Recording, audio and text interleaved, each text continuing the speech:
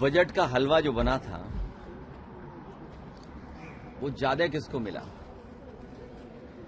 आज समय ये है कि 18 बड़ा है कि शून्य,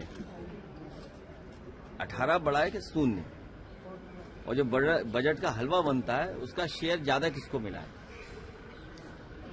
और बजट पर चर्चा इसलिए होनी चाहिए कि किसान के लिए सब रास्ते खोल दिए। अब किसान करेगा क्या?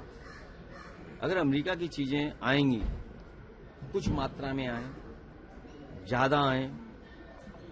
कभी भारत ने अपनी अर्थव्यवस्था खोली थी और ये बताया गया था गरीब और किसान की तरक्की होगी और खुशहाली आएगी। जब हम पीछे मुड़ करके देखते हैं, अमीर अमीर हुआ है, गरीब गरीब हुआ है।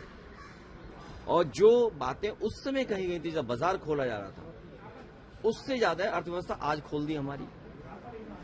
उदाहरण के लिए हमारे जानवर का भी फीड बाहर से आएगा।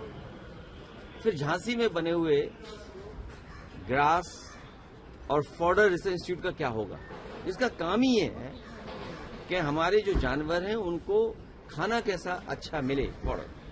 तो अब बताइए, सुनने में आया कि एनिमल फीड भी वहां से आएगा, सोयाबीन का ऑयल आएगा वहां से। हमारे गन्ना किसानों के लिए बताया गया इथेनॉल से आपको खुशहाली तरक्की होगी, अब इथेनॉल भी आएगा। तो ये सब जो बातें हो रही हैं वो ध्यान हटाने के लिए हो रही हैं।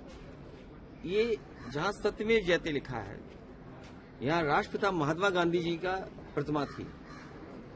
राष्ट्रपिता महात्मा गांधी पीछे पहुंचा दिए गए और राष्ट्रपिता महात्मा गांधी जी केवल एक बार मिले इनसे, उसके बाद दोबारा नहीं मिले। हम राष्ट्रपिता महात्मा गांधी, समाजवादी, लोहिया जी, नेताजी, उसके रास्ते पे, उनके सिद्धांतों पे चलने वाले लोग। और बाबा साहब भीमराव अम्बेडकर जी का संविधान बचे, सुरक्षित हो, उसके माध्यम से हक मिले, सम्मान मिले, उस रास्ते पे चलना चाहते हैं। आप समर्थन करते हैं कि नहीं उनके, या विरोध? क्या जब राष्ट्रपिता महात्मा गांधी दोबारा नहीं मिले उनसे कभी, अच्छा, तो राष्ट्रपिता महात्मा गांधी के रास्ते पे चलने वाले लोग हैं, लोहिया के रास्ते पे चलने वाले लोग हैं, बाबा साहब भीमराव अम्बेडकर जी के रास्ते पे चलने वाले लोग हैं। उससे बड़ी बात यह है कि दिल्ली के बगल का बहुत बड़ा माफिया, सुना है कि स्क्रैप माफिया थे, वो बांदा जेल से भाग गया। बांदा जेल से प्रधानमंत्री कहां से आते हैं? यूपी से। और बांदा कहां है? यूपी में। उनके सबसे प्रिय मुख्यमंत्री वहां हैं, जो न कभी नमस्ते करते न कभी आदाब करते हैं। वहां पर जेल से बड़ा माफिया भाग गया। अब बताइए, अराजकता का कोई दूसरा उदाहरण होगा पूरे देश में जहां पर विधायक मंत्री का अपहरण कर ले, एक विधायक मंत्री का अपहरण कर ले। और उत्तर प्रदेश में भ्रष्टाचार का भार, पानी की टंकी नहीं सहन कर पा रही है। जैसे ही पानी भरा जाता है उसमें टंकी गिर जाती है। सत्ता पक्ष कह रहा है कि सारे मुद्दे आप सदन से बाहर उठाते हैं, सदन के अंदर आज सदन चले सदन में। भारतीय जनता पार्टी और सरकार की जिम्मेदारी है सदन चलाने की।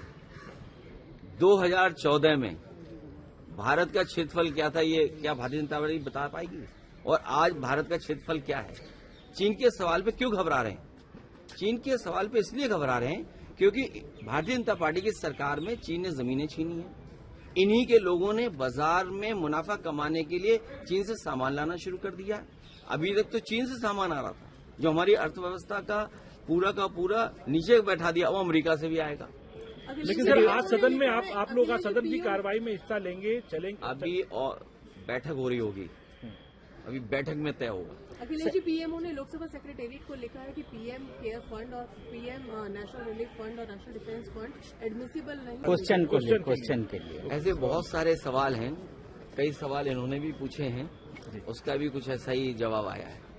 तो आप किस तरीके से देखते हैं इस कंडक्ट को, या इस तरीके के नियमों को जो सामने रखे जा रहे हैं? हम और आप लोग उस दिशा में जा रहे हैं जहां हम और आप लोग कोई सवाल नहीं सरकार से पूछ पाएंगे। और अगर आप सवाल पूछेंगे तो आप पर कोई भी कार्रवाई हो सकती है। आप पे न सवाल पूछें, उसके लिए सरकार कुछ भी कर सकती है। सर गौरव मोहन गोगोई पे जो हिमंता ने सवाल उठाए हैं सर असम सीएम ने, उसको कैसे देख रहे हैं? उन्होंने कहा उनकी वाइफ जो है उनका पाकिस्तान से लेके वहाँ से सैलरी ड्रॉ करती थी, गौरव गोगोई 10 दिन के लिए वहाँ गए और नहीं बताया क्या करने गए। बहुत दिनों बाद उन्होंने जानकारी दी, वो खुद ही कांग्रेस पार्टी में थे पहले। सुनने में तो ये आया कि वो भी खुद भी कांग्रेस पार्टी में थे पहले।